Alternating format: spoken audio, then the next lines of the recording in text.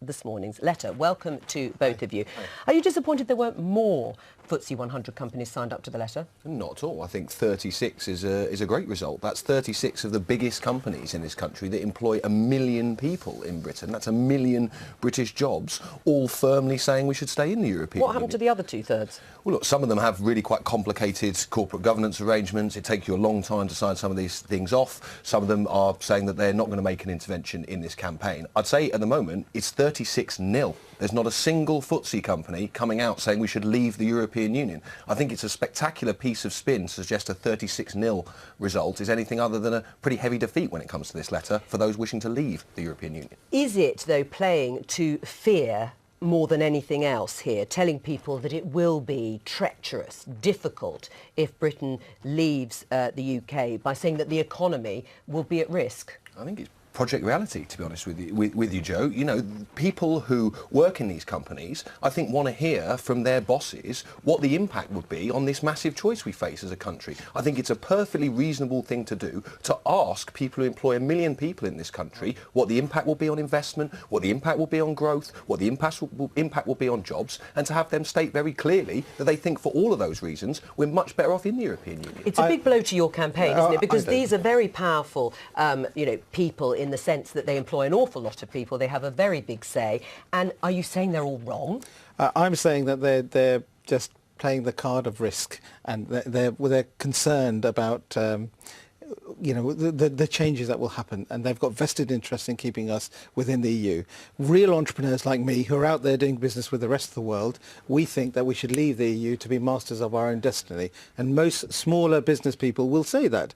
People in large corporations, they don't want the hassle of changing, they don't want the hassle of the stock markets being nervous. But long term, most entrepreneurs, real entrepreneurs who take risks every day with their lives, believe that it's the right thing to be. But is that an admission by you that big business would suffer? That actually some of our biggest corporations who employ a lot of people will actually suffer as a result? It may be fine for the smaller... Absolutely not. But they've got accountants and risk people saying, better the devil you know than the devil you don't. Real business people who are out there, like the man who runs JCB, where's James Dyson, the real entrepreneurs in this world? Well, where are they? Why aren't they signing up? Why aren't they signing up a letter? Why aren't you organising something similar to Counter? I'm not in charge of a campaign, and I'm not responsible for that. All I am is a businessman providing my views that actually the long term we will be much more in control of ourselves. And they also have vested interests. People like Goldman Sachs and all the other ones, they play Europe for tax reasons. That's the real reason people are not picking up on. It suits them that they can send money through the likes of Luxembourg and Netherlands, which the BBC showed a week or two back.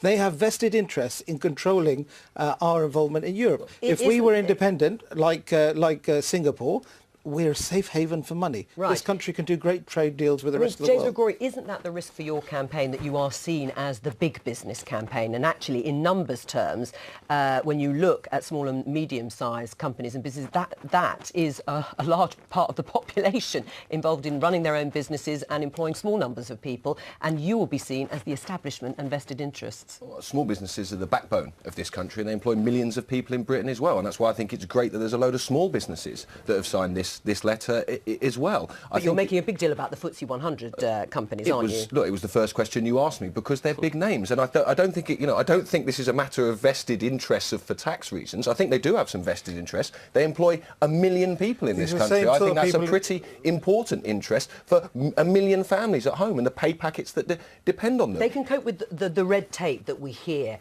a lot from the Leave campaign better than the small and medium-sized businesses, though, can't they? Look, look at the surveys that have been done of small businesses. The FSB did one very recently that had more of them supporting staying in the European Union than leaving. It's just simply not true. I'm sure it's an FSB survey. Yeah, there was a survey only last week. I was actually in Startups magazine. I've put an article there. I've got a lot of support from small businesses who actually think that we should be out. Every businessman knows to be in control of your destiny is what we need to be doing. As a business person, we take risks every day. There is going to be upheaval. The markets are going to complain a little bit. But long term, we are in the a markets have already complained quite a bit. There has been one of the biggest slides in sterling. Is that the sort of uncertainty your business could take? I think these are just people playing the markets. Let's be fair. Right. A year what are the consequences of that? A year or two ago, the euro was £1 to €1. Then it went up to 1.4. The markets are fickle, and they will always be fickle. And we're in a great position. Don't forget, we buy more than we sell to Europe. Much, much more. We're in a great position, like a supermarket negotiating with a farmer. We're in a position of power. This is not a position of Norway and Switzerland. Well, except of course those are always the comparisons that are actually. I don't think they're valid. We're the largest market in the UK. Does this remind you, Kezia, of the Scottish referendum battle? And business came in quite late in the campaign.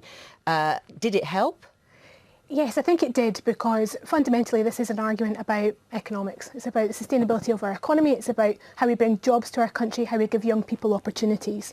You've got to remember the Scottish referendum was 2.5 years long of a campaign. This is a much shorter campaign. So, day one you see businesses coming out, whereas much later in the Scottish referendum campaign.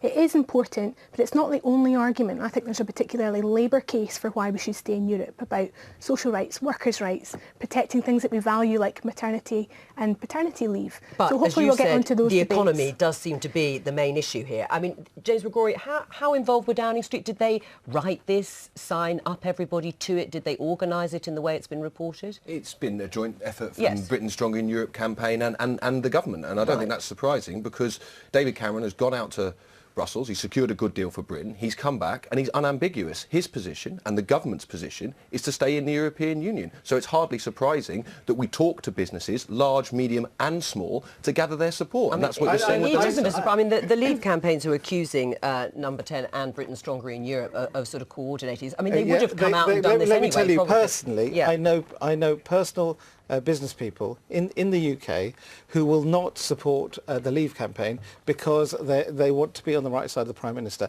But when you talked about the day-to-day business, working in Europe, they all want to leave.